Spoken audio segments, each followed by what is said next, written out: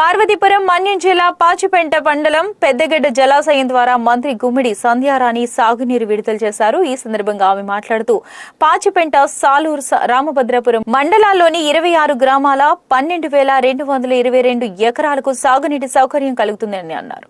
కర్రివలస ఆనకట్ట కుడి ఎడమ ప్రధాన కాలువల ద్వారా 4,656 ఎకరాలకు నీటి పంపిణీ జరుగుతుందని అన్నారు.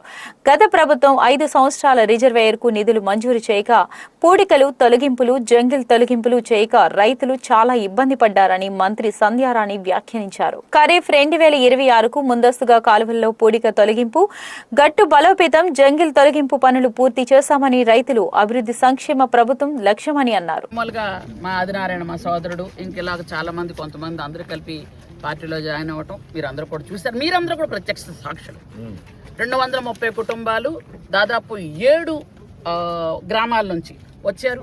మేమంతా 14 గ్రామాలు, మిగిలిన గ్రామాలు కూడా కొన్ని గ్రామాలకు మేము పేర్లు కూడా చదివాం, లిస్టు కూడా చదివిన తర్వాత ఈరోజు ఎక్కడ వచ్చారు? మేము ఓపెన్ ఛాలెంజ్ 2 సంవత్సరాల తర్వాత బయటకు వచ్చి ఓపెన్ ఛాలెంజ్ క్లోజ్ ఛాలెంజ్ ఎందుకు?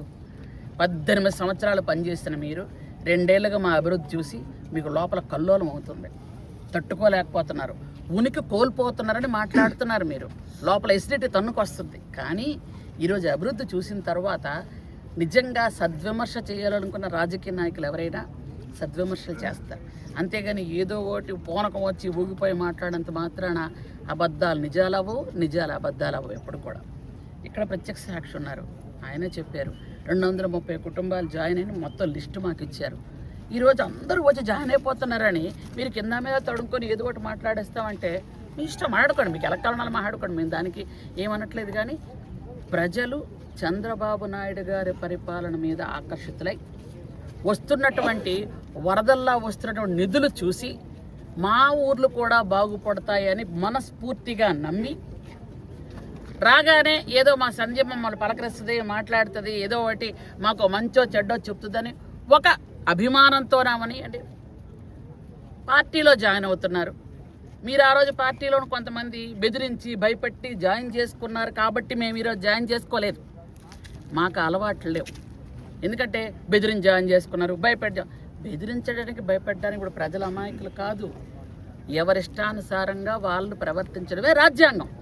ఆ రాజ్యాంగం మీకు తెలియదేమో కానీ మాకు తెలుసు. ఎవరైనా మనస్ఫూర్తిగా వచ్చి అమ్మ పార్టీలో జాయిన్ అవుతామని అంటే మేము ఆ పార్టీ ఈ పార్టీ నువ్వు నాకు ఓటేయలేదు వెళ్ళిపో అనే మనస్తత్వం కాదు నాది.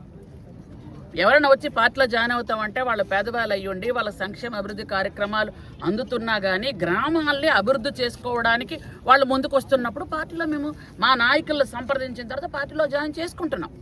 దానికి మీకు ప్రాబ్లం ఏంటి ప్రాబ్లం మీకు? పార్టీలో జాయిన్ అయిన తర్వాత ఏదో ఒకటి మాట్లాడాలని కదా మీరు మాట్లాడుకోండి, మీ ఇష్టం, మీ నోరు మీకు నచ్చినట్టు. కానీ ప్రజలు హర్షిస్తున్నారా లేదా అనేది ఒక పాయింట్. ప్రజలు చూసిన తర్వాత మన మీద ఉన్నటువంటి విశ్వాసం, నమ్మకం, గౌరవం తగ్గించుకోకుండా చూడాలి ఏ పార్టీలో ఉన్నా.